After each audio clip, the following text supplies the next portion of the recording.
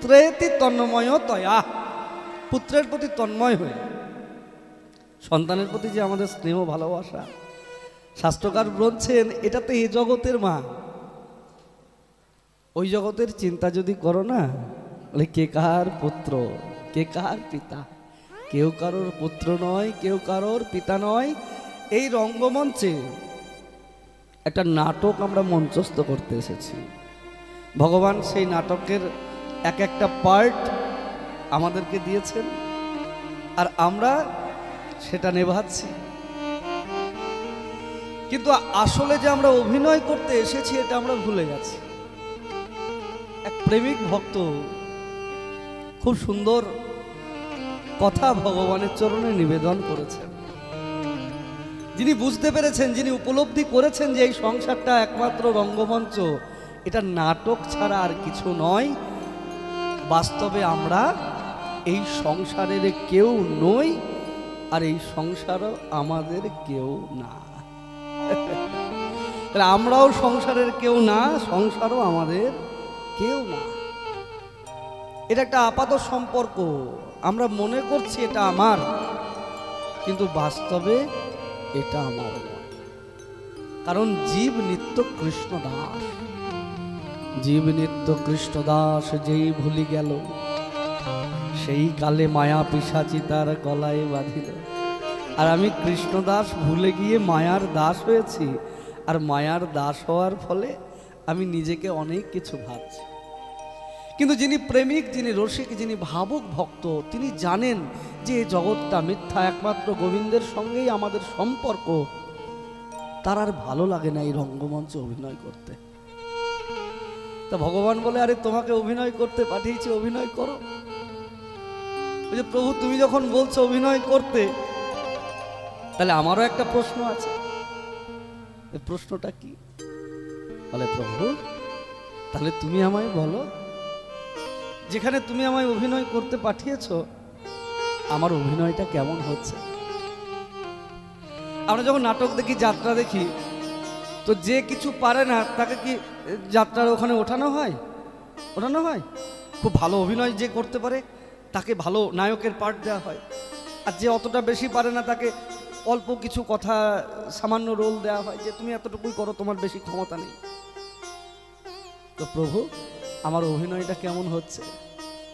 ভগবান বলছে ভালো না, তুমি অভিনয় ভালো করতে পারো না। বলে প্রভু আমি যদি অভিনয় ভালো করতে নাই পারি, তাহলে আপনার কাছে একটা কথা বলার আছে। বলে কি কথা? ওই দেখবেন যখন মঞ্চে অভিনয় হয়, যারা ভালো অভিনেতা তারা প্রত্যেক বছর অভিনয় করে, আর অভিনয় করতে গিয়ে যদি রোল ভুলে যায়, এরকম আমি দেখেছি। হ্যাঁ, যে মানে কথাতে হয়ে গেছে যে লোকটাকে সে তরবারি দিয়ে দিয়েছে, ও মারা গেছে, কিন্তু ও তবু দাঁড়িয়েই আছে, পড়ছে না মাটিতে। কি হলো? আমার নিজের দেখা। তো অনেকক্ষণ হয়ে গেল, সে কিছুতেই মরছে না বলে পরের কথা বলতে পারছে না, ওই জায়গাটা ওখানেই আটকে আছে। সব কিছুর পরে যখন নেমে এসছে তখন জিজ্ঞেস করা হয়েছে, আরে তোকে তো তরবারি দিয়ে মেরে দেওয়া হয়েছে, তুই তো পড়ে যাবি, তুই পড়িসনি কেন? ওই তরবারি কখন মেরেছিস? আমাকে তরবারি মারবি তবে তো আমি পড়বো। বলে কেন? যে তরবারি দিয়েছে সে কিন্তু ঠিকই দিয়েছে, কিন্তু ওর গায়ে ঠেকেনি, আর ও ভাবছে তরবারি তো এখন ঠেকেনি, আমি মরবো কি করে? কথা শেষ হয়ে গেছে, তরবারি চলে গেছে, কিন্তু ও মরেনি, ও দাঁড়িয়েই আছে। তার মানে ভালো অভিনেতা নয়। তা দ্বিতীয়বার যখন আবার নাটক হবে, তখন কি সব থেকে প্রথম ভালো রোলটা কি এই লোকটাকে দেওয়া হবে? দূর ওর দ্বারা হবে না, ও নাটক করতে পারবে না, ওকে বাদ দে। ওই যে প্রভু এই রঙ্গমঞ্চে নাটক করতে পাঠিয়েছ, যদি আমার অভিনয় ভালো হয় তাহলে প্রভু দয়া করে দ্বিতীয়বার আমাকে পাঠাবে না, আমাকে তোমার কাছে রেখে দিও প্রভু। আমি দ্বিতীয়বার আর অভিনয় করতে যেতে চাই না, আমি তোমার কাছে থাকতে চাই। তাই ভগবত প্রেমিক ভক্ত ভগবানের চরণ ছেড়ে আর কোথাও যেতে চায়। ভগবান তো চালাক, বলে আরে না না না, কে বলেছে তোমার অভিনয় ভালো হয়নি? আরে আমি খুব খুশি হয়েছি, তুমি দারুণ অভিনয় করেছো, খুব ভালো হয়েছে তোমার অভিনয়। ভগবান চালাক হতে পারে, কিন্তু ভক্তের কাছে কখনোই হতে পারে না। ভগবান নিজে স্বীকার করেছেন, অহং ভক্ত পরাধীনা অস্বতন্ত্র ইবর্তিছে। যেজন কৃষ্ণ ভজে কি কি সে বড় চতুর। তাহলে কৃষ্ণ যত চালাকি হোক, তাহলে যে কৃষ্ণ ভজন করে সে আরো চালাক।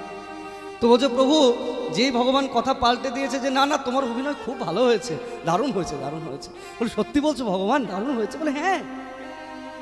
তাহলে প্রভু আমার একটা কথা আছে। বলে আবার কি কথা? প্রভু বলছে আবার কি কথা বলবে কি জানি। বলে প্রভু, কেউ যখন কোনো ভালো কাজ খুব ভালোভাবে করতে পারে তখন তো তাকে কিছু পুরস্কার দেওয়া হয়, দেওয়া হয় না? বলে এ তো দারুণ কাজ করেছে, একে একটা পুরস্কার দেওয়া হয়।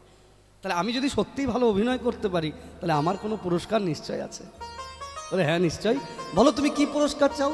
ওই তাহলে প্রভু পুরস্কার হিসাবে ওই তোমার চরণ দুটো আমাকে দাও, দ্বিতীয়বার আর অভিনয় করতে পারিও না, তোমার কাছে রেখে দাও।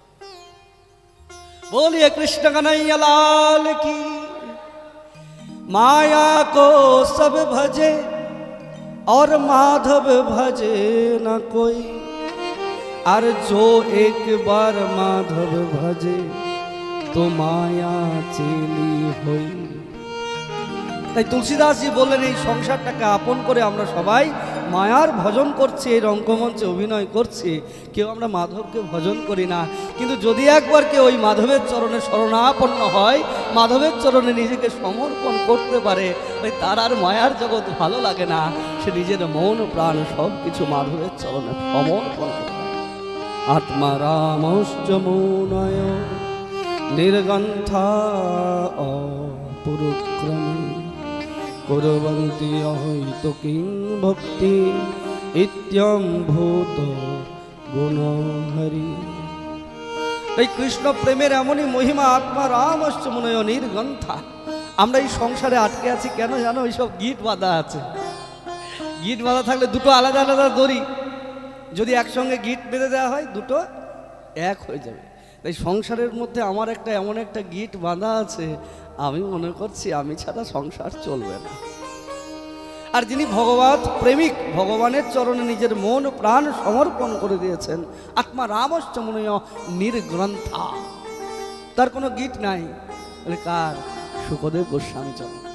তাই তো তিনি বেরিয়ে পড়েছেন জন্মের পর, জং প্রব্রজন্তমনুপেতমপেত কৃত্যম দ্বৈপায়ন বিরহ কাতরয়া জুহা পুত্রেতি তন্ময়তয়া তরবোভিনেদু ত্বং সর্বভিতহৃদয়ং মুনিমানতোষি। সেই মুনিকে প্রণাম করি যিনি বেরিয়ে গেলেন আর ফিরে এলেন না। পরবর্তীতে কৃষ্ণ কথার আকর্ষণে পিতার কাছে শ্রীমদ্ ভাগবত শিখলেন এবং তিনি এই কথা জগতে প্রচারের জন্য উপযুক্ত জায়গা খোঁজ করতে থাকলেন।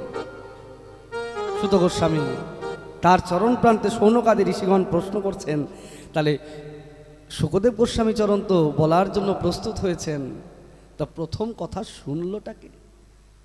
মহারাজ পরীক্ষিত। তা পরীক্ষিত মহারাজ রাজা, তিনি কেন কথা শুনলেন? তার কি এমন প্রয়োজন ছিল এই ভাগবতীয় কথা শ্রবণ করার? ওই তাহলে বলি তোমাদেরকে, শোনো। শ্রীমদ্ ভাগবত শাস্ত্র বর্ণনা করছেন। এই বলে সুত গোস্বামী চরণ তাদেরকে বলতে থাকলেন যে কুরুক্ষেত্রের ভয়ঙ্কর যুদ্ধ চলছে, একদিকে কৌরব অন্যদিকে পাণ্ডব, যুদ্ধের অন্তিম লগ্নে এসে উপস্থিত। ভীষ্মদেব সরসজ্জায় শায়িত আছেন। পাণ্ডবরা জিতে গেছেন, কৌরবরা হেরে গেছেন। সমস্ত কৌরব সন্তানরা মারা গেছেন, দুর্যোধন একমাত্র আছেন, ছটফট করছেন। ভীম গদা দিয়ে দুর্যোধনের উড়িভঙ্গ করেছে, কিন্তু এখনো মৃত্যু হয়নি।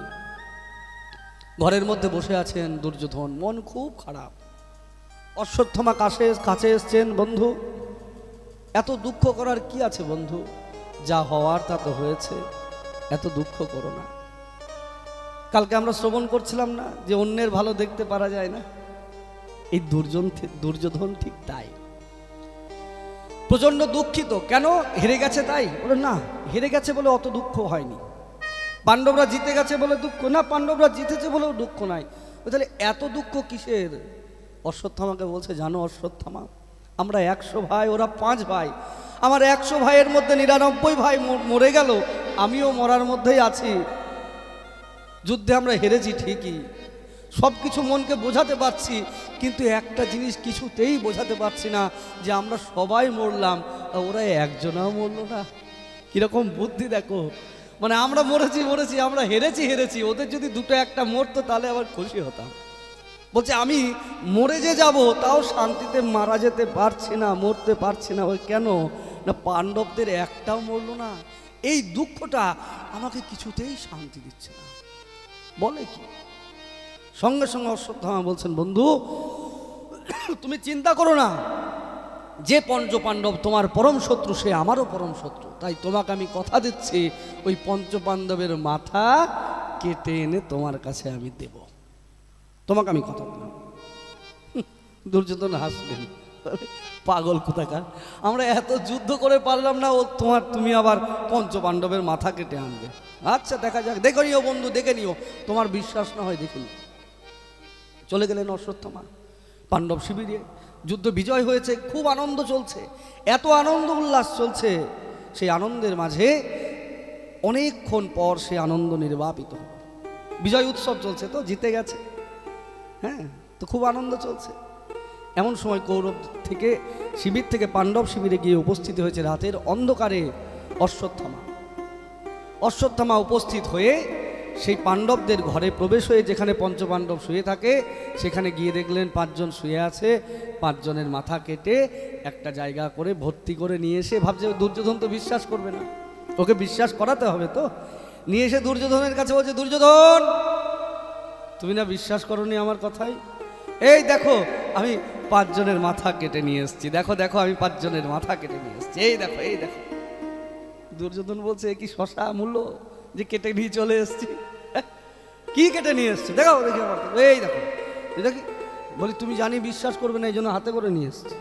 খোলো, যেই মাত্র খোলা হলো দেখা গেল সেগুলো পঞ্চপাণ্ডব ছিল না, দ্রৌপদীর 5টা শিশু পুত্র। সেই 5টা শিশুকে হত্যা করে নিয়ে এসছো, হায় হায় হায়, এরা আমার বংশের সন্তান, এরাও কৌরব, পাণ্ডবরাও কৌরব, কৌরবরাও কৌরব, কুরু বংশে যারা জন্মগ্রহণ করেছেন তারাই কৌরব। তাদের একটা বিশেষভাবে তাদেরকে বোঝানোর জন্য তাদেরকে পাণ্ডব আখ্যায় ভূষিত করা হয়, যে তারা কৃষ্ণের বন্ধু, সেই জন্য তাদেরকে পাণ্ডব বলা হয়। বাস্তবে পাণ্ডবরাও কৌরব, কৌরবরাও কৌরব। তা দুর্যোধন দেখছেন, আরে আমাদের এই তো বংশের প্রদীপ, আমাদের বংশের প্রদীপকে তুমি কেটে ফেললে, আমাদের মুখে জল দেওয়ারও তো কেউ থাকলো না, এত বড় অন্যায় কাজ করলে, এই অন্যায় সহ্য করতে পারলেন না, অত্যন্ত দুঃখ পেলেন, হায় হায় হায়, ছি ছি ছি, কি কাজ করলে, নিন্দা করলো, এটা ঠিক না, একদম বাজে কাজ করেছো। ওদিকে নিন্দা করলো, আর এদিকে পুত্র হারা হয়ে দ্রৌপদী হাও হাও করে হাঁটছে, হায় হায়, কে এরকম কাজ করলেন, কে এরকম পাপী, কে এরকম নৃশংস কাজ করলেন, যার মনের মধ্যে একটু দয়া মায়া নাই, আমার 5টা ছেলেকে মেরে দিল। সেদিন কি হয়েছে জানো? ভগবান কৃষ্ণ তিনি তো অন্তর্যামী, পরমেশ্বর ভগবান, তিনি সব জানেন, তিনি জানতেন এইরকম একটা ঘটনা ঘটবে, ওই জন্য পঞ্চপাণ্ডবকে বলছেন যে তোমরা আজকে এখানে থেকো না, আজকে তোমরা আমার সঙ্গে তোমরা চলো। সেটা তো আর অশ্বত্থামা জানে না। ওরা গিয়ে দেখেছেন যে পঞ্চপাণ্ডব শুয়ে আছে, বাচ্চা হলেও তখনকার দিনে শিশুদের আকার আকৃতি অনেক বড় ছিল, যার জন্য অশ্বত্থামা ভেবেছেন পঞ্চপাণ্ডবই শুয়ে আছে, বুঝতে পারেননি। আর এদিকে পঞ্চপাণ্ডবকে তো কৃষ্ণ সঙ্গে করে নিয়ে চলে গেছেন। রাখে কৃষ্ণ মারে কে? কৃষ্ণ যাকে রক্ষা করে তাকে কি কেউ মারতে পারে গো? তাকে কেউ মারতে পারে না। ওদিকে পঞ্চপাণ্ডবকে নিয়ে চলে গেছেন, এইদিকে এই ঘটনা ঘটলো, পঞ্চপাণ্ডবের কানে খবর গেল, তারা সবাই ছুটে এলেন। দ্রৌপদী হাও হাও করে কাঁদছে, কে এমন কাজ করলেন? অর্জুন বললেন, দ্রৌপদী তুমি চিন্তা করো না, যে পাষণ্ড এই কাজ করেছে আমি এক্ষুনি তোমার সামনে ধরে নিয়ে আসবো, চলো কৃষ্ণ চলো, বেরো, সারথি বেরো রথ। সঙ্গে সঙ্গে সারথি কৃষ্ণ রথ বের করলেন, অর্জুন গান্ডীব নিয়ে ছুটছেন, আর ছুটতে ছুটতে অশ্বত্থামাকে ধরে নিয়ে এসে পাকড়াও করে এনে দ্রৌপদীর পায়ের সামনে ফেলে দিলেন। এই দেখো দ্রৌপদী, এই পাপিষ্ঠ এই কাজ করেছে, কি করা যায় বলো, কি করবো এখানে? যথাযুক্ত শাস্তি একে আমরা দেব। দ্রৌপদীর পায়ের পরে অশ্বত্থামার মুখটা ছোট হয়ে গেছে। অশ্বত্থামাকে দ্রোণাচার্যের পুত্র, দ্রোণাচার্যকে তাদের গুরু, যার কাছে যুদ্ধ শিখেছে, তাহলে গুরুপুত্র গুরুর মতোই সম্মানীয়, গুরুবৎ গুরুপুত্রেষু। দ্রৌপদী বলছেন, দেখো ভারতবর্ষের একটা রমণীর চিন্তাধারা কত উন্নত চিন্তাধারা হলে এরকম কথা বলতে পারা যায়। তবেই না সে কৃষ্ণা। বলছেন দেখো অর্জুন, দেখো মধ্যম পাণ্ডব, আমার মনে হয় একে হত্যা করা ঠিক হবে না। কেন ঠিক হবে না? ভাই আমি জানি সন্তান হারানোর কত ব্যথা, সন্তান হারানোর যে কষ্ট, সেই কষ্টটা একমাত্র মাই বলতে পারবে, আর কেউ বলতে পারবে না। তাই যাকে তোমরা হত্যা করবে, আমাদের তো গুরুপুত্র, আমাদের গুরুদেব মারা গেছে, আমার সন্তানরা চলে গেছেন, কিন্তু আমার স্বামী তো আছে, আমার একটা সাহারার জায়গা আছে, আমার সবাই আছে, কিন্তু আমার গুরুমায়ের যে কেউ নাই, একমাত্র সম্বল এই পুত্র, সেও যদি চলে যায় আমার গুরুমা কি নিয়ে থাকবে? তাই একে তোমরা মেরো না, একে ছেড়ে দাও। আমার গুরুমা ওই সন্তান হারানোর দুঃখ সইতে পারবে না। অর্জুনের যে ভয়ঙ্কর ক্রোধ ছিল না, এত বড় কথা শোনার পরেও কারোর কি সেই ক্রোধ আর থাকতে পারে? অর্জুন বুঝতে পারছে না কি করব। তাহলে কি করা যায়? দাদা যুধিষ্ঠিরের দিকে তাকালেন, দাদা তাহলে তুমিই বলো কি করব। যুধিষ্ঠির তাকিয়ে বলছেন, ভাই আমি তো কোনোদিন অধর্মের পথে যাইনি, আমি ধর্মের পথেই চলেছি, তাই আমার আদেশ যেটা ধর্ম বলে মনে হয় তুমি সেটাই করো। তুমি তো আমাকে আরো সমস্যায় ফেলে দিলে। দ্রৌপদী বললেন তুমি ছেড়ে দাও, আর তুমি বলছো যেটা ধর্ম হয় সেটা করো। পাশ থেকে তাকিয়েছেন, ভীম রাগে ফুঁসছেন, ভীমের চেহারাটা দেখেছে তো কি বিশাল, গলা নিয়ে ঘোরাচ্ছেন আর ফুঁসছেন, আর অর্জুনকে বলছেন, অর্জুন শুনে রাখো, তুমি যদি এই পাপিষ্ঠকে ছেড়ে দাও আমি কিন্তু ছাড়বো না, তুমি ছাড়লেই আমি সঙ্গে সঙ্গে মেরে ফেলবো। আর ইচ্ছা অর্জুন আরো কনফিউজড, হতভম্ব, কি করব। একজন বলছে মেরো না, ছেড়ে দাও, একজন বলছে যা ধর্ম তাই করো, আর একজন বলছেন তুমি ছাড়লে আমি মেরে ফেলবো। বুঝতে পারছেন না কি করা উচিত। পাশেই দাঁড়িয়ে আছেন ভগবান কৃষ্ণ। মধুসূদন, মধুসূদন তুমি কেন কিছু বলছো না? তুমি কিছু বলো। ভগবান এসে বলছেন, তুমি তো আমায় জিজ্ঞেস করনি, তুমি সবাইকে জিজ্ঞেস করছো। জিজ্ঞেস না করলে যদি যেচে উপদেশ দেওয়া হয়, সেই উপদেশের কোনো মর্যাদা থাকে না। দেখো ভগবান কত নিয়ম নীতি নিয়ে চলেন, তাই তিনি চুপ করে আছেন, সব দেখছেন, কিন্তু কোনো কথা বলছেন না, চুপচাপ আছেন, কোনো শব্দ উচ্চারণ করছেন না। আমাকে জিজ্ঞেস করুন, আমি কেন বলবো? তাহলে বলো প্রাণনাথ, তুমিই বলো কি করব। ভগবান উত্তর দিলেন, ব্রহ্মবন্ধর নহন্তব্য আততাই বধারণ। শোনো অর্জুন, আমি তো অন্য কথা বলতে পারি না, শাস্ত্রে যা আছে আমি তাই বলবো। ব্রহ্মবন্ধর নহন্তব্য, শাস্ত্রে বলা আছে যে ব্রাহ্মণ সে যত খারাপ হোক না কেন, তাকে কখনো হত্যা করা হবে না, যাবে না। যদি ব্রাহ্মণকে হত্যা করা হয় তাহলে শাস্ত্র নিয়ম অনুসারে ব্রহ্ম হত্যা পাপ লাগবে। ওরে পাপ, যে পাপ বড় ভয়ঙ্কর। তাই ব্রহ্ম হত্যা পাপ থেকে যদি তোমাকে রক্ষা পেতে হয়, তাহলে ব্রাহ্মণ যত খারাপ কাজ করুক না কেন তাকে হত্যা করা যাবে না। তারপরেই বললেন আততায়ী বদারহণ। কিন্তু যদি কোনো ব্যক্তি আততায়ী হয়, 6 রকমের আততায়ীর কথা ভাগবতে বলা আছে। বিষ সংযোগ করে মারা, কাউকে গলা টিপে মেরে দেওয়া, কারোর বাড়িতে আগুন লাগিয়ে দিয়ে মেরে দেওয়া, এরকম আততায়ীর লক্ষণ আছে। যে এত নৃশংস সে হচ্ছে আততায়ী। তা আততায়ী যদি কোনো ব্যক্তি হয়, সেই আততায়ীর বাঁচার কোনো অধিকার নাই, তাকে সঙ্গে সঙ্গে মেরে ফেলা কর্তব্য। এখন তো একটা আততায়ীর জন্য আমাদের সারা ভারতবর্ষ তোলপাড় হয়ে গেছে। যে এরকমভাবে একটা ভারত মাতার সন্তানের উপরে এইরকম অকথ্য অত্যাচার করেছেন, নির্যাতন করেছে, জানবে সে আততায়ী। আর শাস্ত্র বলেছেন সেই আততায়ীকে সঙ্গে সঙ্গে বধ করতে হবে, এর বাঁচার কোনো অধিকার নাই। এই সবাই যে জাস্টিস জাস্টিস করছে, এর জাস্টিস আমাদের শাস্ত্রেই বলা আছে, যেজন আততায়ী ব্যক্তি তার বাঁচার কোনো অধিকার নাই, এর বাঁচার অধিকার নাই। দেখো আমাদের শাস্ত্রে কতদিন আগে বলে গেছে, কত সুন্দর কথা।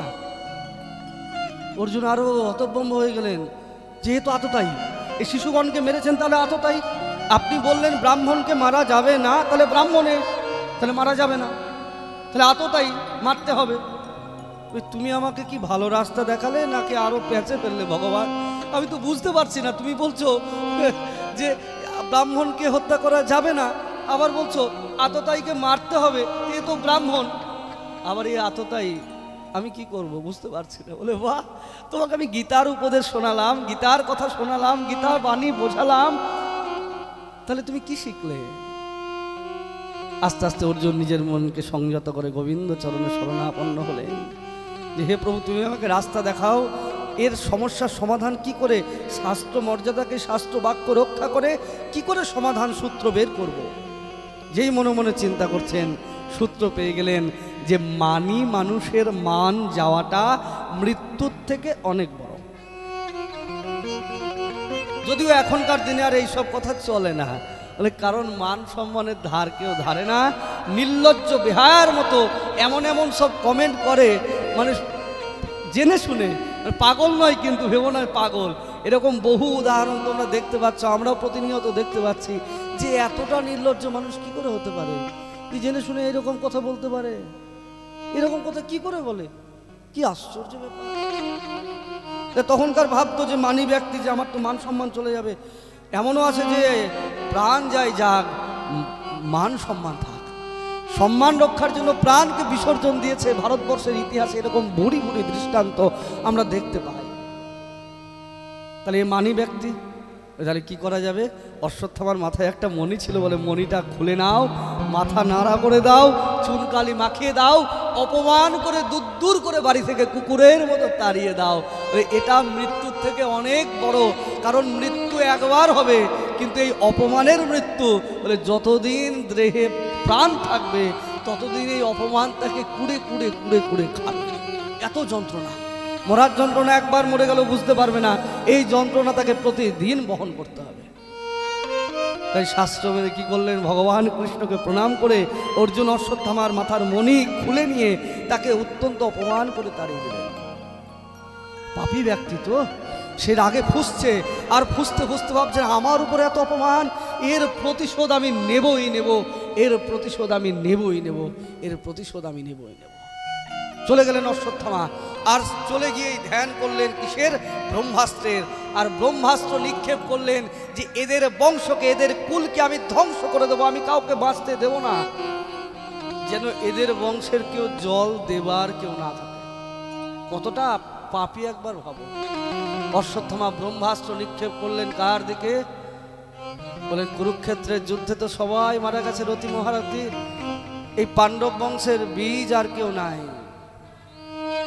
এই বংশের বীজ একমাত্র আছে মহারাজ পরীক্ষিত, যার কথা আমরা শুনতে চলেছি।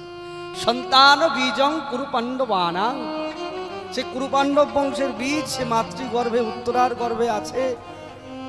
আর উত্তরার গর্ভে যখন আছেন, অভিমন্যু মারা গেছেন, অভিমন্যু স্ত্রী উত্তরা, তার গর্ভে পরীক্ষিত আছেন, আর ব্রহ্মাস্ত্র নিক্ষেপ করেছেন, আর সেই ব্রহ্মাস্ত্র ছুটতে ছুটতে চলে আসছে। ভগবান কৃষ্ণ মনে মনে করছেন আমি চলে যাব, আমি আর এখানে থাকবো না। এমন সময় চিৎকার করতে করতে আসছেন, পাহি পাহি মহাযোগী, হে প্রভু রক্ষা করো, হে প্রভু রক্ষা করো, আমার গর্ভের সন্তানকে তুমি রক্ষা করো। কে ছুটছে? বলে উত্তরা ছুটতে ছুটতে আসছে, ভগবানের কাছে এসে হাত জোর করছে, প্রভু আমার গর্ভের সন্তানকে তুমি রক্ষা করো, প্রভু আমার গর্ভের সন্তানকে তুমি রক্ষা করো। আরে শৌনক ঋষিকে জিজ্ঞেস করছেন সুত গোস্বামীগণ যে আমরা ভাগবতের কথা জিজ্ঞেস করছি, শুকদেব গোস্বামী চরণ তিনি বলেছেন সেই জন্য তার কথা শুনছি, পরীক্ষিত মহারাজ শ্রবণ করেছেন তার জন্য পরীক্ষিতের কথা শুনবো, তা আপনাকে তো উত্তরার কথা বলতে বলেনি, তা উত্তরার কথা আবার টেনে নিয়ে আসলেন এখানে কেন? আমাদের তো সময় কম, তো এই কথা বলার কোনো প্রয়োজন ছিল না, কেন বললেন আপনি জিজ্ঞেস করছেন? তারা তাদের কথা শুনে হাসছেন, আর হেসে বলছেন আরে উত্তরার কথা যদি না বলা হয় তাহলে তো ভাগবত কথাই অসম্পূর্ণ থাকবে। কেন? বলে এমন রমণী জগতে আর কে আছে? আমরা জগতের মায়েদেরকে অনেক সম্মান করি, আর যে মায়ের গর্ভে সুসন্তান জন্মগ্রহণ করে আমরা সেই মাদেরকেও প্রণাম করি, কারণ ভালো মা না থাকলে ভালো সন্তানের জন্ম হয় না। রামকৃষ্ণ বিবেকানন্দ চৈতন্য মহাপ্রভু এসেছিলেন, ওই তাদের মা ভালো ছিল তাই, তাদের মায়েরা যদি ভালো না হতো তাহলে তাদের গর্ভে রামকৃষ্ণ বিবেকানন্দ তারা আসতেন না। ধন্য সেই সমস্ত মায়েরা যাদের গর্ভে সাক্ষাৎ ভগবান আবির্ভূত হয়েছে। ধন্য আমার মা কৌশল্যা, ধন্য আমার মা সচিমা, ধন্য আমার মা দেবকী, মা যশোদা, যাদের গর্ভে ভগবান কৃষ্ণ, ভগবান চৈতন্য মহাপ্রভু, ভগবানের রামচন্দ্র আবির্ভূত হয়েছেন, তাদের সমস্ত গর্ভ ধন্য হয়ে গেছে। আর ধন্য সেই সমস্ত মায়েরা যাদের গর্ভে ভগবত ভক্তের জন্ম হয়েছে, তাদের মতো রত্নগর্ভা, আমরা রত্নগর্ভা বলি তাদেরকে, বলে এরকম গর্ভ আর কেউ নাই। বলে যার গর্ভে আমার ধ্রুবের জন্ম হয়েছে, যার গর্ভে প্রহ্লাদের জন্ম হয়েছে, বলে সেই সমস্ত মায়েদের গর্ভ ধন্য গর্ভ। যাদের গর্ভে ভগবানের ভক্তর জন্ম হয় তাদের গর্ভ ধন্য, যাদের গর্ভে ভগবানের জন্ম হয় তাদের গর্ভ ধন্য। আর সারা পৃথিবীর মধ্যে এমন একটা চরিত্র উত্তরা, যার গর্ভে ভগবান আর ভক্ত একসঙ্গে আবির্ভূত হয়েছে, এমন চরিত্র জগতে আর কার আছে যার গর্ভে ভগবানও এসেছেন আর ভক্ত এসেছেন? চমৎকৃত হয়ে গেল। এমন চরিত্র আর কার আছে? যখন তার গর্ভের সন্তানের উপর ব্রহ্মাস্ত্র চলে আসছে ছুটতে ছুটতে, তাহলে কোনো দিকে তাকায়নি। যখন দ্রৌপদীর উপর লজ্জাজনক পাশবিক অত্যাচার হয়েছিল, দ্রৌপদী সবার দরজায় ঘুরেছে, আমাকে বাঁচাও, আমার লজ্জাকে রক্ষা করো, আমার সম্মানকে রক্ষা করো। সবাই সেখানে চুপ ছিল। পঞ্চপাণ্ডব চুপ, দ্রোণাচার্য, ভীষ্মদেব সবাই চুপচাপ বসে আছে, কেউ কথা বলছে না, মাথা নিচু করেছিল। আর সবাই দরজায় ঘুরে ঘুরে ঘুরে ঘুরে ঘুরে ঘুরে যখন কোনো রাস্তা পাওয়া গেল না, মধুসূদন তুমি রক্ষা করো, হে মধুসূদন তুমি রক্ষা করো। আর গোবিন্দ তৎক্ষণাৎ প্রকট হলে। সবার কাছে যাওয়ার পরে শেষে গিয়ে গোবিন্দের কাছে গেছে। আর সুভদ্রা দেখছে আমার অত সময় নাই, আমি কারোর দিকে তাকাবো না, ওখানে সবাই ছিলেন, কারোর দিকে না তাকিয়ে প্রথমেই ছুটছেন গোবিন্দর দিকে। পাহি পাহি মহাযোগী, হে যোগী, আমার সন্তানকে, আমার গর্ভের সন্তানকে তুমি রক্ষা করো। বলেনি তুমি আমাকে বাঁচাও, আমাকে রক্ষা করো। কত বড় চিন্তাধারা, কত বড় কথা, কত বড় চরিত্রের অধিকারী এই উত্তরা। আমার গর্ভের সন্তানকে রক্ষা করো। ভগবান সঙ্গে সঙ্গে ভক্তবাঞ্ছা কল্পতরু যেই মাত্র দেখলেন ভয়ঙ্কর ব্রহ্মাস্ত্র একবারে আগুনের গোলার মতো ধেয়ে আসছে, সঙ্গে সঙ্গে প্রভু কি করলেন? গত আত্মচক্রম, সঙ্গে সঙ্গে প্রভু প্রবেশ করলেন উত্তরার গর্ভে। আর গদাটাকেই এমনভাবে ঘোরালেন যেন মনে হচ্ছে চক্র। বলে নিজের অস্ত্র দিয়ে আর চক্র দিয়ে এমনভাবে ঘোরালেন যে ব্রহ্মাস্ত্রকে তিনি সরিয়ে দিলেন। ভগবানের কাছে কোন ব্রহ্মাস্ত্র আসতে পারে? পরীক্ষিতকে রক্ষা করলেন গর্ভের মধ্যে। আর ওই গর্ভের মধ্যেই ভগবানের অপূর্ব রূপ দর্শন করলেন। তাহলে দেখো উত্তরার চরিত্রটা কিরকম। ভগবানের ভক্ত পরীক্ষিত আছে তার গর্ভে, আর সাক্ষাৎ ভগবান মধুসূদন গোবিন্দও তার মধ্যে আছেন। এমন চরিত্র আর কার আছে? সেখানে পরীক্ষিতের জন্ম হবে। ভগবান পরীক্ষিতকে গর্ভের মধ্যে বাঁচালেন, রক্ষা করলেন। আর রক্ষা করার পরেই বলছেন আমি এবার চলে যাব। কতদিন এসছি এখানে, অনেক দিন হয়ে গেছে। দ্বারকায় রাজমহিষীগণ সব আমার জন্য অপেক্ষা করছে, আমি কবে যাব কবে যাব তার জন্য অপেক্ষা করে আছে। দাদা তুমি একটা কাজ করো, হ্যাঁ তোমার রাজ্যাভিষেক হয়ে গেলেই আমি চলে যাব, আমাকে তোমরা এখানে আটকে রেখো না, আমার চলে যাওয়ার সময়। তো সবাই এসেছেন একে একে একে একে, বলছেন কৃষ্ণ তুমি চলে যাবে, আমরা কি করে থাকবো? বলে এখন তো আমাকে যেতেই হবে। তো শোনো, তোমরা যখন এসেছো তাহলে তোমাদেরকে বলি, তোমরা কে কি চাও বলো, আজকে তোমরা যে যা চাইবে আমি তাই। যুধিষ্ঠিরকে বলছে দাদা কি চাই? যুধিষ্ঠির বললেন ভাই আমি যেন কখনো ধর্ম ছাড়া আমি থাকি না, আমি ধর্ম নিয়েই তৈরি হয়েছি, ধর্ম নিয়েই জীবন কাটাতে চাই, আমি আর কিছু চাই না। ভীমের দিকে তাকেই বলছেন তুমি কি চাও? বলে দেখো ভাই আমি খেতে খুব ভালোবাসি, খাবার থেকে আমি অন্য কিছু ভালোবাসি না, আমি সব থেকে ভালোবাসি খাবার। কিন্তু জানো আমার মনে কি হয়, যতটা আমি খাবারকে ভালোবাসি ওই তার থেকে যেন আমি তোমাকে বেশি ভালোবাসতে পারি। কেমন চাহিদাটা ভাবো, আমি আর যেন আর কিছু ভাবি না, আমি তোমাকে সব থেকে বেশি ভালোবাসি। নকুল সহদেবের দিকে তাকিয়ে তোমরা কি চাও? বলে হে প্রভু আমরা তোমার সেবা করতে চাই, আমরা তোমার দাস হয়ে থাকতে চাই, তোমার দাস ছাড়া আমরা আর কিছু হতে চাই না। অর্জুনের দিকে তাকিয়েছে, অর্জুন তুমি কি চাও বলো। অর্জুন বলছে তুমি আমার বন্ধু, তুমি আমার সখা, তুমি আমার গুরু, তুমি আমার সর্বস্ব, আমি তোমাকে ছাড়া জগতে কিছু বুঝি না। সবাইকে তথাস্তু করছেন, যে যা চাইছেন দিচ্ছেন। আর কৃষ্ণের বোন সুভদ্রা পাশে দাঁড়িয়েছিল। সবাই কথা বলছেন, হইচই হচ্ছে, অনেকজন আছে, চলে যাবেন মনস্থির করেছেন গোবিন্দ। সুভদ্রা কিছু কথা বলছেন না, সুভদ্রার দিকে তাকিয়েছে, বোন তুই কিছু বলছিস না, তোর কোনো কিছু বলার নাই। সঙ্গে সুভদ্রা ভগবানের চরণে প্রণাম করে বলছেন, দেখ দাদা, তুই তো আমার দাদা, আর দাদা বোন একটা সম্পর্ক আলাদা। বলে সেখানে তুমি যে সত্যিকারের ভগবান এটা তো কখনো ভাবিনি, কিন্তু এখন আমি বুঝেছি যে তুমি ছাড়া জীবনে কোনো গতি নাই, তা তোমার চরণে একটাই প্রার্থনা, কৃষ্ণ তদীয় পাদ পঙ্করজান্তে আদৈব সতে সতরাজহংস প্রাণ প্রয়াণ সময়ে কভবাত বিদ্বৈ কণ্ঠায় অবরোধ অবরোধ বিদস্তে। কৃষ্ণ তদীয় পাদ পঙ্করজান্তে আদৈব সতে সতরাজহংস। হে কৃষ্ণ, হে গোবিন্দ, হে মধুসূদন, তুমি কৃপা করো, আমার মন প্রাণ সব যেন তোমার চরণে আমি দিয়ে দিতে পারি। আমার জীবনে মনের চিন্তা যেন একটাই থাকে, আমি যেন আমার আজ থেকে জীবনের শেষ দিন পর্যন্ত তোমার কথাই বলতে থাকি। যদি আমার মৃত্যুর সময় আসে, প্রাণ প্রয়াণ সময়ে, আমার যখন মৃত্যুর সময় আসবে, আমার কণ্ঠ যদি অবরুদ্ধ হয়ে যায়, আমার স্থিতি যদি বিভ্রান্ত হয়ে যায়, আমার মন যদি চঞ্চল হয়ে যায়, তবু তোমার কথা যেন আমি না ভুলি। আমি সমগ্র জগৎকে ভুলে যাই, কিন্তু আমি তোমাকে ভুলতে চাই না। আমি এই প্রার্থনা চাই, আর কিছু চাই না। তাকে হাত তুলে আশীর্বাদ করলেন, তাকিয়েছেন পিসির দিকে, কুন্তির দিকে। সঙ্গে সঙ্গে কুন্তি এসে বলছেন, বাবা। বলে পিসি তুমি কি চাও? পিসি ভাইপো তো, কি চাই? পিসি কি চাইছে জানো? পিসি বলছেন, আমাকে দুঃখ দাও, বিপদ সন্ত, আমি বিপদ চাই। ভগবান পর্যন্ত চুপচাপ হয়ে গেলেন, স্তম্ভিত হয়ে গেলেন। এ কি চাওয়া? আমাদেরকে যদি ভগবান চাইতে বলেন, আমরা কি চাইবো? কখনো বলবো আমার বিপদ হোক, আমি খারাপ থাকি, আমি দুঃখে থাকি, আমার কষ্ট হোক, আমি বলবো? বলবো না। আমি টাকা চাই, বাড়ি চাই, গাড়ি চাই, আমার ছেলের জন্য ভালো। কখনো বলবো না। আমি এতটা নিষ্ঠুর, কখনো আমার মনে জাগে না। আমার বেদের মন্ত্র, সর্বে ভবন্তু সুখিনঃ সর্বে সন্তু নিরাময়।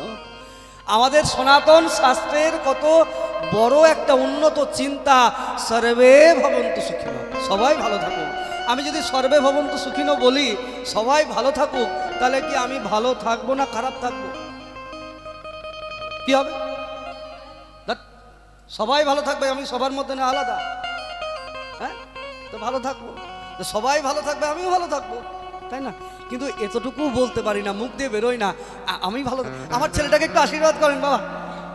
কেন তুমি বলতে পারো না যে সবাইকে আশীর্বাদ করো, সবাই যেন ভালো থাকে? কতটা নিষ্ঠুর, কতটা কৃপণতা, কতটা স্বার্থপর আমরা ভাবতে পেরেছো? আর আমাদের শাস্ত্র আমাদেরকে কি শিখিয়েছে? যে সবাই ভালো থাকুক, সবাই সুখী হোক। আরে সবাই সুখী হলে তো আমিও সুখী হব। তো সবাই আমরা সুখ চাই, আর কুন্তি বলছে আমি দুঃখ চাই। কেন খুশি, তুমি দুঃখ চাইছো কেন? বলে কৃষ্ণ, আমার জন্মের পর থেকেই দুঃখ। কি কথা বলবো, বলে তো শেষ করা যাবে না। এক বাড়িতে, রাজবাড়িতে জন্ম হলো, আর অন্য বাড়িতে গিয়ে আমি বড় হলাম। এক রাজার বাড়িতে জন্ম হয়ে নিজের বাবার কাছে থাকতে পারলাম না, অন্য সুরসেনের মেয়ে তো কুন্তি। আর ভোজরাজের কাছে পালন হলো, তারপর থেকেই দুঃখ। বিয়ে হলো, স্বামী মারা গেল, ছেলেগুলো তাদের 5টা সন্তানের দায়িত্ব, 2টো নিজের, 3টে এবার মাতৃ।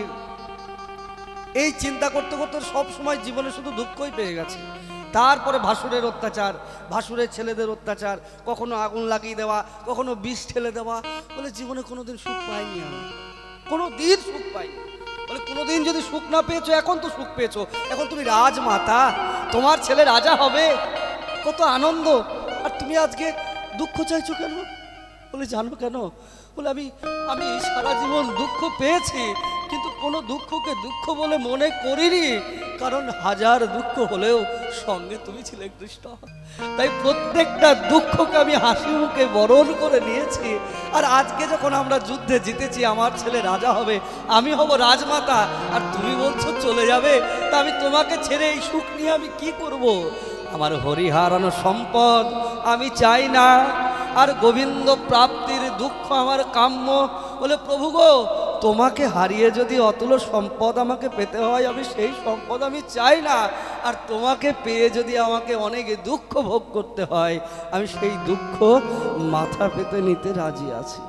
তুলসীদাসজি দীপ্ত কণ্ঠে ঘোষণা করলেন, এ সুখকে মাথে সিলে পরে জহরি হৃদয় সে যায়, अरे बलिहारी ओ दुख की जो पल पल नाम जपा। কি চিন্তাধারাটা ভাবো, ভারতবর্ষের দর্শনটা একবার মনে মনে অনুভব করো। আমরা কেউ দুঃখ চাই না, সবাই সুখ চাই, আর ভক্ত বলছে আমি দুঃখ চাই। বলে কেন? আমরা দেখবে মা মনে মনে বিচার করবে, যখন তোমরা ভালো থাকো তখন ভগবানের কথা একবারও বলো না। যখন তোমাদের দুঃখ হয়, কষ্ট হয়, খুব খারাপ অবস্থার মধ্যে দিন যাপন করো, মনে হয় না মা ভগবান তুমি একটু বাঁচিয়ে দাও না, প্রভু রক্ষা করো না। আমরা বিপদে সবাই ভগবানের কাছে হাত জোর করি, করি কি না? তা বিপদে যদি ভগবানের কাছে হাত জোরই করি, আমার কুন্তিমা বলছে তাহলে আমার সেই বিপদই ভালো। বলে যে বিপদ তোমার কথা আমার মনে সব সময় পড়াবে, আর সুখের সময় তো ভগবানের কথা আমাদের মনে থাকে না। বলে সেই সুখের মাথায় আমি লাথি মারি, যে সুখ তোমাকে ভুলিয়ে দেয়, আর সেই দুঃখকে আমি গলায় হার করে পড়তে রাজি আছি, দিয়ে দুঃখ তোমার নাম জপায়। হে প্রভু রক্ষা করো, হে প্রভু রক্ষা করো। আমার মন থেকে বাণী যখন বারবার উঠতে থাকে, বলে আমি সেই দুঃখ চাই, হরিহারানো সম্পদ আমি চাই না, আমি গোবিন্দ প্রাপ্তির দুঃখ আমার কাম। ভগবান পর্যন্ত স্তম্ভিত হয়ে যায়। এই জন্য তো ভগবান ভক্তকে এত ভালোবাসে, কারণ ভক্তের এইরকম উন্নত চিন্তাধারা ভগবানের মাথার উপর দিয়ে যায়। বলে কি করে বলতে পারে এত এরকম কথা, কি করে বলে, কি করে সম্ভব? কথা বলতে পারে। যুধিষ্ঠির মনে মনে ভাবছেন এই সিংহাসনে আমি বসবো না, আমার ভাইয়ের রক্তে রাখা, তারা তো আমারই ভাই, বলে তাদের রক্তে রাঙানো সিংহাসন, এই সিংহাসনে আমি বসবো? কৃষ্ণ আমি এই সিংহাসনে বসবো না। ভগবান ভাবলেন ও দাদা সিংহাসনে বসবেন, আচ্ছা আচ্ছা আচ্ছা, দাদাকে বুদ্ধি দিতে হবে। কুরুক্ষেত্রের যুদ্ধে অর্জুনকে নিজে উপদেশ দিয়েছেন, এখন দাদা বড়, দাদার সম্মান আছে, দাদাকে তো উপদেশ দিতে পারে না, তো তাকে উপদেশ কি করে দেবেন? বলে তার থেকে বড় যে আছে তার কাছে থেকে উপদেশ দিতে হবে। তখনও ভীষ্মদেব মারা যায়নি, সরসজ্জায় শায়িত আছেন। তখন ভীষ্মদেবকে দর্শন করার জন্য সবাইকে বললেন চলো চলো তাহলে আমরা একটা কাজ করি, আমরা ভীষ্মদেবের কাছে যাই। ভীষ্মদেব সরসজ্জায় শায়িত আছেন, এখনো মারা যাননি। কথিত আছে ওই যে দ্রৌপদীর যখন বস্ত্রহরণ হয়েছিল, নির্বাক থেকেছিলেন, পাপ কাউকে ছাড়ে না। দ্রৌপদীর চোখে যতগুলো জল বিন্দু মাটিতে পড়েছিল, ওই ততগুলো তীরের ফলা ভীষ্মদেবকে ধরে রেখেছে। ভীষ্মদেব শুয়ে আছেন, কৃষ্ণ সবাইকে নিয়ে গেলেন ভীষ্মদেবের দর্শনে। আর ভীষ্মদেবের দর্শনে গিয়ে সেখানে প্রণাম করছেন ভীষ্মদেবকে। আর যখন ভীষ্মদেবকে প্রণাম করছেন, প্রণাম করতেই সঙ্গে সঙ্গে সেখানে ভীষ্মদেব বলছেন কি আমায় প্রণাম করে? দাদু আমি যুধিষ্ঠির, আমি অর্জুন, আমি নকুল, আমি সহদেব। পরপর পরপর বলতেই থেকেছেন সবাই যে আমি অমুক, আমি তমুক, আমি তমুক। হ্যাঁ, ভীষ্মদেব কোনো কথা বলে না। সবশেষে এমন একটা হাত ভীষ্মদেবের চরণকে স্পর্শ করেছেন, ভীষ্মদেবের সারা শরীরটা কম্পিত হয়ে উঠলেন। কে কে আমায় প্রণাম করে? দাদু আমি কৃষ্ণ। কৃষ্ণ এসেছো? সদেব দেব ভগবান প্রতীক্ষিতম যাবদীদং কলেবরং হিনম্যহম প্রসন্ন হাসা অরুণোল্লোচনোল্লাস ধ্যান পতশ্রুতর্মুখ। হে প্রভু তুমি এসেছো, সদেব দেব ভগবান প্রতীক্ষিতম। ভগবান তুমি আমায় দেখা দিতে এসেছো বলো? বলে দাদু কি যে বলো, আমি তোমায় দেখা দিতে আসবো কেন? আমি তো তোমায় দেখতে এসেছি। বলে না আমায় কথা দিয়েছিলে যে, আমায় কথা দিয়েছিলে কি না? যে আমি আসবো, আর সেই কথা রক্ষার জন্য তুমি আমার কাছে এসেছো। তুমি ভাবছো আমি কিছু বুঝতে পারছি না? আমি সব বুঝতে পারছি। কি কথা দিয়েছিল ভগবান? কুরুক্ষেত্রে যখন যুদ্ধ চলছিলেন তখন একে একে পাণ্ডবেরা জিতে যাচ্ছেন, কৌরবেরা মারা যাচ্ছেন। সেনাপতি ভীষ্মদেব কিছু করতে পারছেন না, অত্যন্ত ক্ষুব্ধ হয়ে গেছেন, কাঁপছেন দুর্যোধন। তোমাকে সেনাপতি করেছি আর তুমি কি করছো দাদু? কি করছো? তোমার সেনাপতি হওয়ার কোনো যোগ্যতা নাই, আমাদের সবাই মারা যাচ্ছে আর পঞ্চপাণ্ডবের একজনাও মারা যাচ্ছে না, তুমি কেমন যুদ্ধ করছো? আমি বুঝতে পারছি তুমি সত্যি করে যুদ্ধ করছো না, তুমি নকল যুদ্ধ করছো। তুমি আসল যুদ্ধ করছো না, তুমি নকল যুদ্ধ করছো, তার জন্য এরকম অবস্থা। বিশ্বদেব মুখে কোনো কথা বললেন না, ভিতরে প্রচন্ড ক্রুদ্ধ হচ্ছেন, এত বড় অপমান আমাকে করছেন। দুর্যোধন, তাহলে শুনে রাখো, কালকে মহারণ হবে, আর এই মহাযুদ্ধে পাণ্ডবরা কেমন ভাবে মারা যাবে, পাণ্ডব সৈন্যরা কিভাবে মরবে তুমি দেখে নিও, তুমি দেখে নিও। শুধু তুমি একটা কাজ করো। বলো দাদু কি কাজ? বলে আজকে রাত্রে যখন আমি আমার শিবিরে থাকবো, তুমি তোমার স্ত্রীকে আমার কাছে পাঠিয়ে দেবে। তাই হবে দাদু, দেখি কালকে কি হয়। গর্জন করতে করতে দুর্যোধন চলে গেল। যুদ্ধের পরিসমাপ্তি হয়ে গেছে, আপন আপন শিবিরে সবাই আছে। ভীষ্মদেব ধ্যানে বসেছেন। অনেক রাত্রি, যখন অনেক রাত্রি হয়েছেন এমন সময় একটা বধূ এসে ভীষ্মদেবের চরণে প্রণাম করেছেন। দাদু তোমাকে প্রণাম করি, দাদু তোমার চরণে প্রণাম জানাই। সঙ্গে সঙ্গে ভীষ্মদেব আশীর্বাদ করছেন, অখণ্ড সৌভাগ্যবতী ভব, তোমার মাথার সিথির সিঁদুর যেন অটুট থাকে। আশীর্বাদ করুন দাদু, তাই যেন হয়। কি কথা, গলার স্বরটা একটু অন্যরকম মনে হলো। কে তাকিয়েছেন? অতটা আলো নেই, আবছা আবছা আলো, ভালো মতো বোঝা যাচ্ছে না। তারপর ঘোমটা দেওয়া তো বধূর, আরও বোঝা যাচ্ছে না। যখন ভীষ্মদেব জিজ্ঞেস করেছেন কে তুমি, ওই সঙ্গে সঙ্গে ঘোমটাটা সরিয়েছেন, আর সরাতেই দেখছেন দ্রৌপদী। দ্রৌপদী তুমি এখানে? এই রাত্রে, এত রাত্রে তুমি আমার শিবিরে কি জন্য এসেছো? এখানে তো এখন আসার কথা দুর্যোধনের স্ত্রী, তুমি কেন এসছো? না না না, নিশ্চয়ই এর মধ্যে কোনো কিন্তু আছে। সত্যি বলো তো, তুমি এসেছো না তোমায় কেউ নিয়ে এসেছে? সঙ্গে সঙ্গে দ্রৌপদী মাথা নিচু করে, আর ওই ঘরের কোণা থেকে পীতাম্বরধারী, বনমালাধারী, ময়ূরপুচ্ছধারী ভগবান কৃষ্ণ মাথা নিচু করে হাত জোর করে আসছেন, দাদু ক্ষমা করে দিন। কৃষ্ণ তুমি এখানে? তাই তো ভাবি, আমি যে আশীর্বাদ করব বলেছিলাম দুর্যোধনের স্ত্রীকে, এ কথা তো আমি আর দুর্যোধন ছাড়া তৃতীয় কোনো ব্যক্তি জানে না। তাহলে এই অবস্থায় কি করে আসলো? অখণ্ড সৌভাগ্যবতী ভাব মানে তোমার স্মৃতির সিঁদুর অটুট থাকুক, মানে তোমার স্বামীরা কেউ মারা যাবে না, অর্থাৎ কালকের যুদ্ধে পঞ্চপাণ্ডবের কেউ মরবে না। বলে যে মারবে সেই আশীর্বাদ করলো, কেউ মরবে না। বলে কার আশীর্বাদ কাকে দিয়ে তুমি লাগিয়ে দিলে? এ কি করে সম্ভব? অবাক হয়ে তাকাচ্ছে ভীষ্মদেব, আর বলছেন এ কি করলে তুমি কৃষ্ণ? কেন করলে তুমি এই ছলনা? কেন করলে তুমি ছলনা? কেন করলে তুমি প্রতারণা? ভুল হয়েছে দাদু, ভক্তের জন্য ভগবান কি না করতে পারে।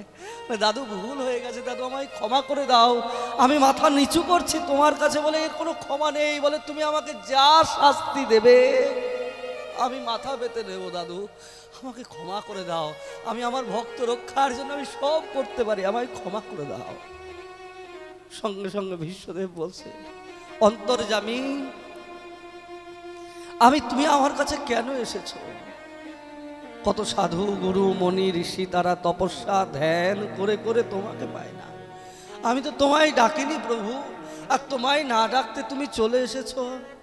আর এসেছে যদি, শাস্তি যদি তোমাকে পেতেই হয়, তাহলে কথা দাও গোবিন্দ। বলে বলো দাদু কি কথা দেব? দিলাম তোমায় কথা। বলে আজ যেমন তোমায় না ডাকতেই তুমি চলে এসছো, আমার জীবনের অন্তিম দিনে যখন আমার দেহ থেকে প্রাণ চলে যাবে, বলে সেদিনও আমি যদি তোমায় না ডাকি, এরকম করে তুমি আমার সামনে এসে হাজির হবে, কথা দাও। ভগবান কথা দিলেন আমি আসবো। তাই আজ প্রভু ডাকেনি বিশ্বদেবকে, বিশ্বদেব আজকে কৃষ্ণকে ডাকেনি, আর না ডাকতেই কৃষ্ণ এসেছেন।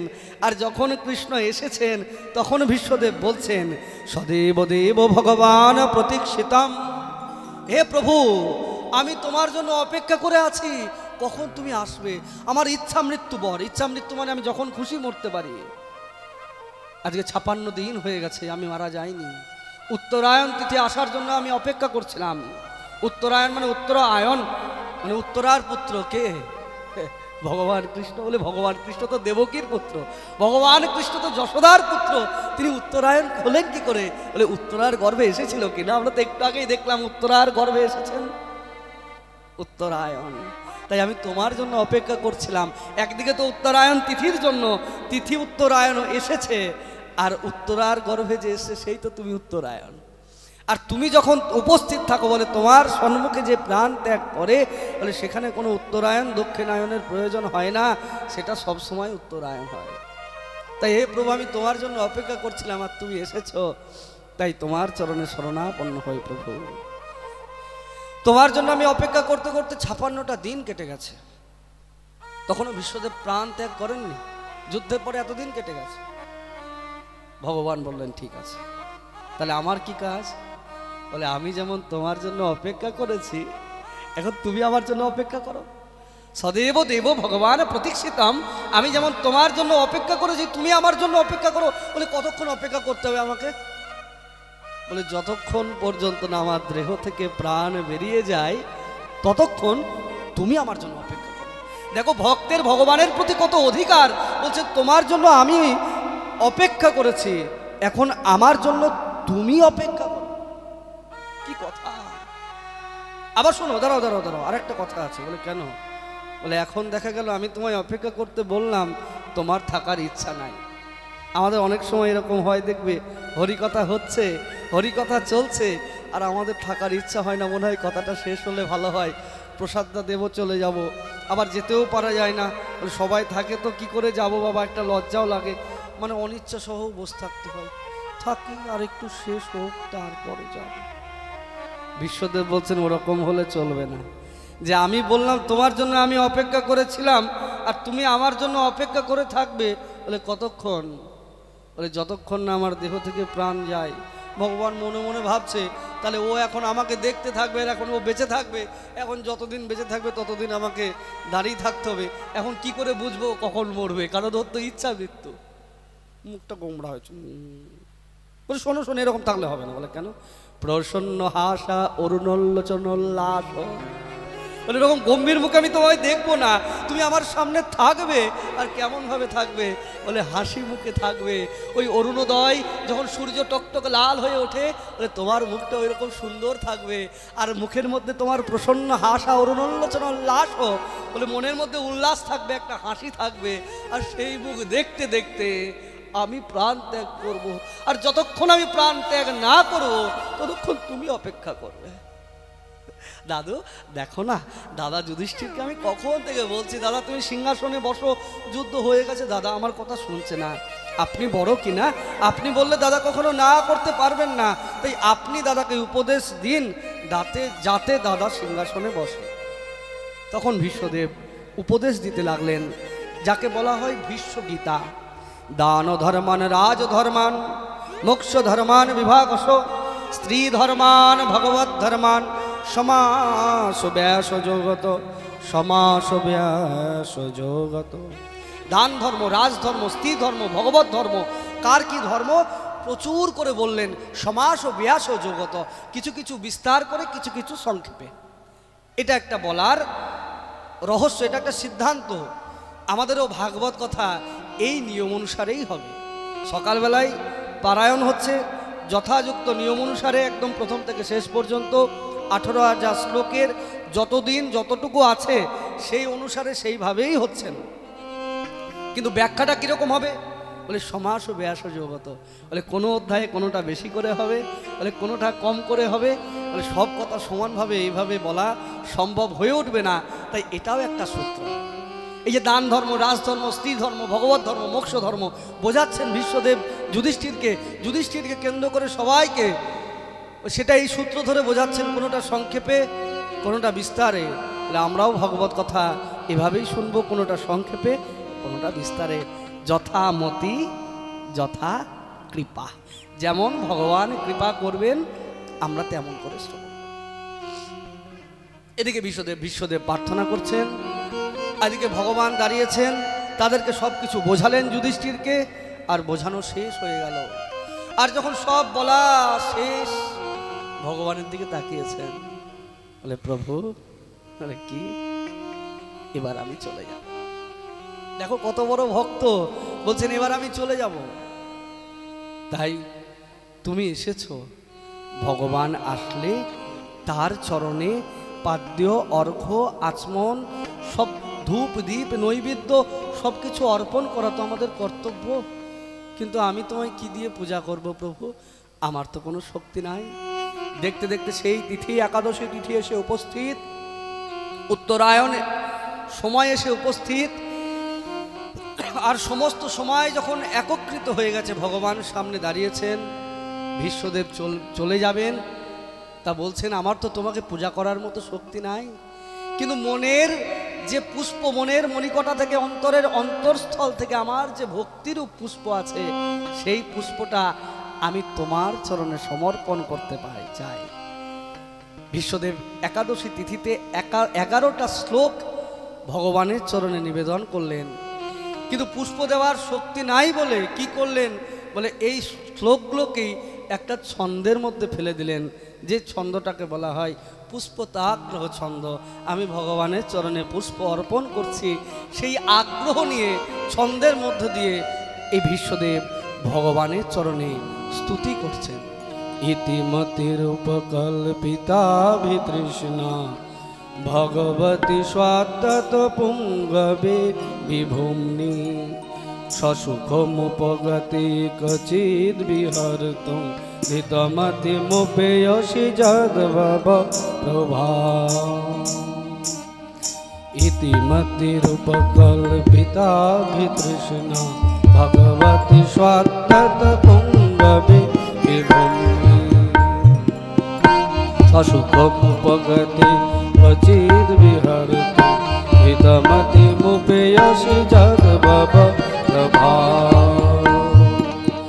ত্রিভুবন কমলং তমালবর্ণং ত্রিভুবন কমলং তমালবর্ণং রবিকর গৌরবম্বরং দদামি বপুরলোককুলাবৃতাননার্যং বিজয় সখেরতিরস্তু মেন বিদ্যা। যুধি দুরগরজো বিধুম্র বিশ্ব অচুবিললে সমবার্জলং বিকাশে মম নিশিতি সরৈ বিবিদ্যমানং তচিবিলাসৎ কবচেস্তু কৃষ্ণ আত্মা। সপদি সখি বচ দিশম মধ্যে নিজ পরবলয়র রথং নিবেশ্য স্থিতবতি পরসৈনিকায়ুরক্ষ্যা হৃতবতি পার্থ সখেরতির্মমাস্তু। ব্যবহিত পুতনা মুখং নিরীক্ষ্য ব্যবহিত পুতনা মুখং নিরীক্ষ্য স্বজনবধাদ বিমুখো সুদোষবোধ্যা। কুমতি মহোদাতাত্মবিদ্যয়া শরণারতি পরমস্য মেস্তু। শনিগমপহায় মত প্রতীক্ষা কৃতমধিকর্তুমপ্লুতৌ রথস্থः। ধৃতরথ চরণৌ ব্যয়াজ্জলাজ্জং হরিরিব হন্তুমিবং গতোত্তরীয়। অদ্ভুত শ্লোক বললেন। আমাদের সময় তো সংক্ষিপ্ত,